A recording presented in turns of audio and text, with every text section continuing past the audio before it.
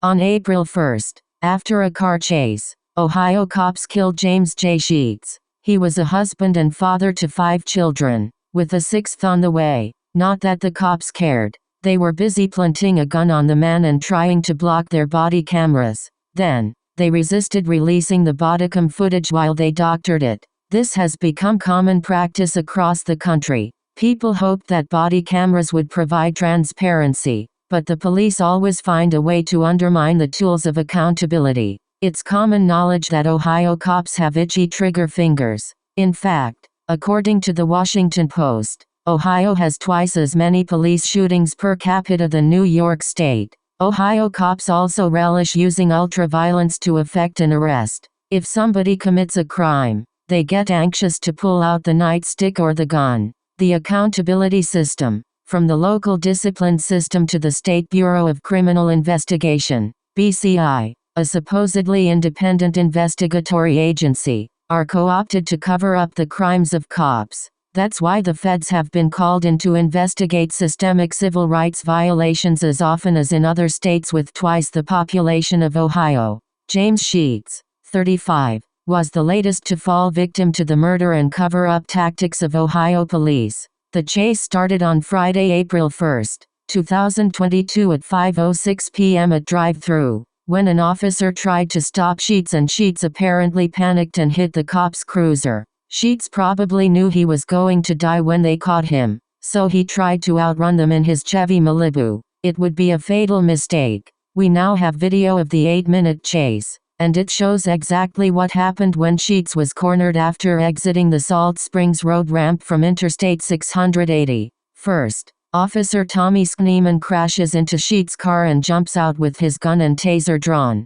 ready to dispense the death penalty, yelling, "Show me your hands! Show me your hands." Sheets puts up his hands as Schneeman excitedly runs up to the driver's side yelling "Gun! Gun! Gun!" and then he empties his gun's magazine. At exactly 5:13 p.m. Next, Officer Schneeman reloads, yelling "Reloading! Reloading!" He shouts at another officer, "Get back! He's got a gun! He shot at me!" But Sheets is not holding a gun and no gunshot is audible in the bodycam footage. Currently pregnant with Sheets' baby, Christy Roan contradicted the police narrative about the gun. "He's never owned a gun. Not ever, so I have no idea where that came from. I just want to know the truth and see for myself if Sheets didn't own a gun. Then why was one found in the floorboard of his car?" The bodycam footage reveals the answer. The police planted it. Yes, they planted evidence on a man they had just killed. Right after firing the shots,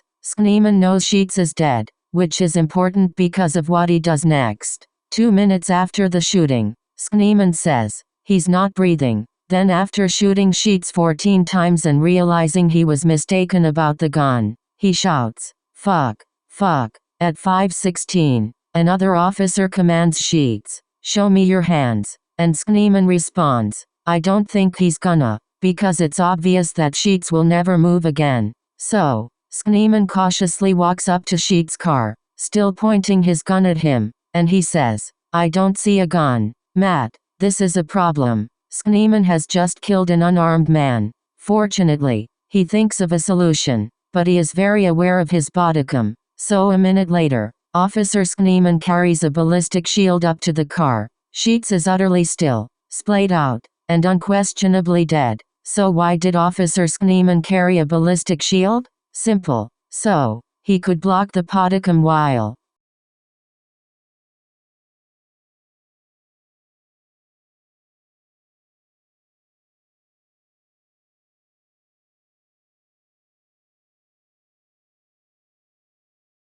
so here and see he at aft MPSs, NHTSCNTHRDNNTEXT Lizin Nandin. EOT activist Chil de Castro carefully dissected the PADIM footage, showing the exact moment when Schneeman tosses the gun through the driver's side window. Schneeman plants the gun at exactly 5 hours, 17 minutes, and 19 seconds on the footage, when he makes a suspicious, furtive movement with his right hand, while partially obscuring the camera's view with the ballistic shield. After walking up to the car without a shield and saying "I don't see a gun," he comes back with a shield and quickly jabs his hand in the air. He wasn't pointing at the gun or he wouldn't have withdrawn his hand so fast. He wasn't clearing away glass or opening the car door. He didn't actually reach into the car for anything. The movement was so quick, so sneaky. If he wasn't tossing a gun, what was he doing? It makes no sense. Moments before, another officer who is leaning in the passenger side and not holding a ballistic shield says, "I don't see a gun," and as Schneemann tosses something through the window, he mumbles, "The gun's in the floorboard." Although the officers tried to outsmart the podicum, the footage is incriminating. It was the perfect crime. But now they're busted. People know the truth.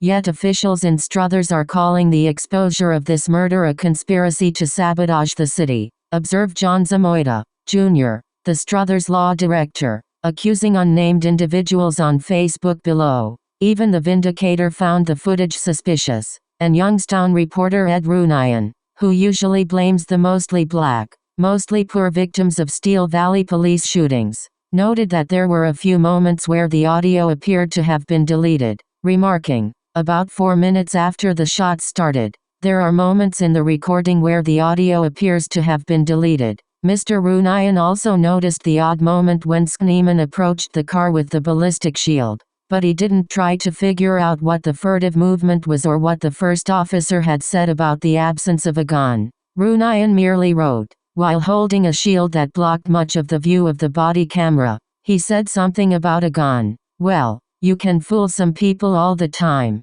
and all of the people some of the time, but you can't fool all the people all the time. More importantly, besides the killer cop Schneemann, who needs to be put in prison, along with the trainers who failed to teach him how to de-escalate, Sheets' children must now cope without their father. Sheets was a mechanic and former drug addict with a criminal history of petty theft and traffic violations, but he had been clean.